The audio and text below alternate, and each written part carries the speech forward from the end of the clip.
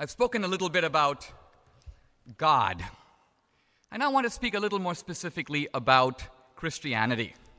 And I want, in some senses, to zoom right in and talk about the central event that defines Christianity, namely the resurrection. I've just written a book on life after death.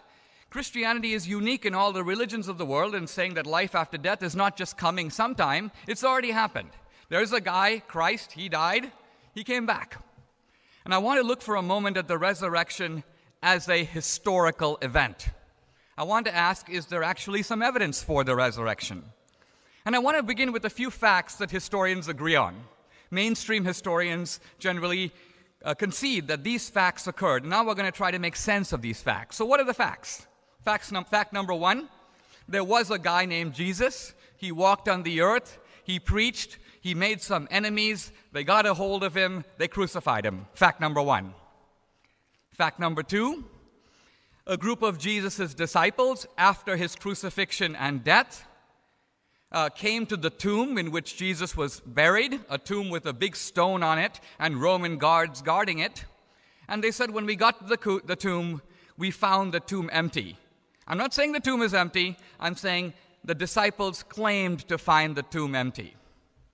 Third, numerous groups of disciples on different occasions said, we saw the risen Christ. We saw Christ after his death. He came to us. He spoke to us. He showed us his wounds. And we believe we have seen Christ again. That's claim number three. The disciples claim on numerous occasions to have seen the risen Christ. And four, the disciples were so excited by this and so animated that they began a movement of conversion. Even in the face of horrible persecution and opposition, people said to them, renounce Jesus or be killed. Many of them went to their deaths. So now these are the four facts that need to be explained.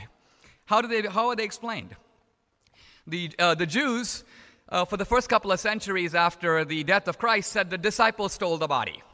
That's why all this happened. The disciples stole the body and then claimed that Jesus was resurrected. But think about it. Disciples, mainly women, somehow fought off the Roman guards, rolled back the stones, stole the body? It's a little far-fetched. How would they have done that? And if they stole the body, they would have known Jesus was actually dead. And yet, why would they go to their deaths in the face of persecution and say, no, he's alive? Who would give their life for a lie, for what they know to be a lie? So modern theorists reject that. They don't say, they dismiss this idea that the disciples stole the body. They say that's crazy. But the main atheist explanation today is the disciples were having hallucinations. They didn't really see Christ. They weren't lying, because no one goes to their death for a lie. But it was sort of like you think you saw Elvis, or you think you saw UFOs. But the problem with these hallucinations, for the most part, is that hallucinations are typically private. It's like a dream. Typically, hallucinations aren't shared. You don't have hundreds of people who have exactly the same hallucination. Frankly, if a bunch of people say, oh, we were in Vegas, we saw Elvis, are they lying? Are they having a hallucination? No, they probably saw one of the Elvis impersonators that's playing one of the casinos in Vegas. Or people who say, I saw a UFO. It's not that you're lying, you're not having a hallucination. You probably saw a meteor or a comet. It probably wasn't aliens, but you didn't make it up. These disciples knew Christ.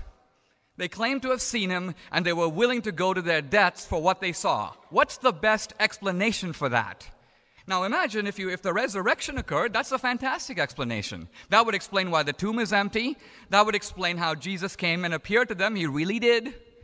And it would explain why in the face of persecution they were able to do what they did.